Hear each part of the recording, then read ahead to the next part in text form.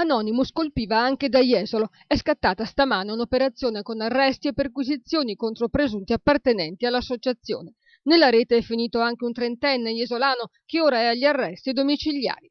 È accusato assieme ad altri 3 hacker di aver costituito un'associazione a delinquere, resasi responsabile di una serie di attacchi nei confronti dei sistemi informatici, di infrastrutture critiche, siti istituzionali e importanti aziende. L'operazione è stata condotta dagli uomini del CNAIPIC, il Centro Nazionale Anticrimine Informatico per la protezione delle infrastrutture critiche della Polizia Postale e coordinata dalla Procura di Roma. Perquisizioni sono in corso a Roma, Venezia, Lecce, Bologna e Torino. I 4 hacker sono ritenuti dagli inquirenti il vertice italiano del movimento internazionale denominato Anonymous.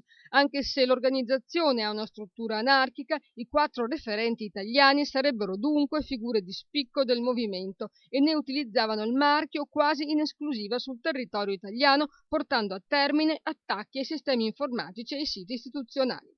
Numeroso il materiale già sequestrato, per lo più informatico, sarà ora analizzato dagli esperti. Secondo gli investigatori, i 4 arrestati sfruttavano il marchio Anonymous non solo per perseguire le istanze del movimento, ma in alcuni casi anche per fini personali.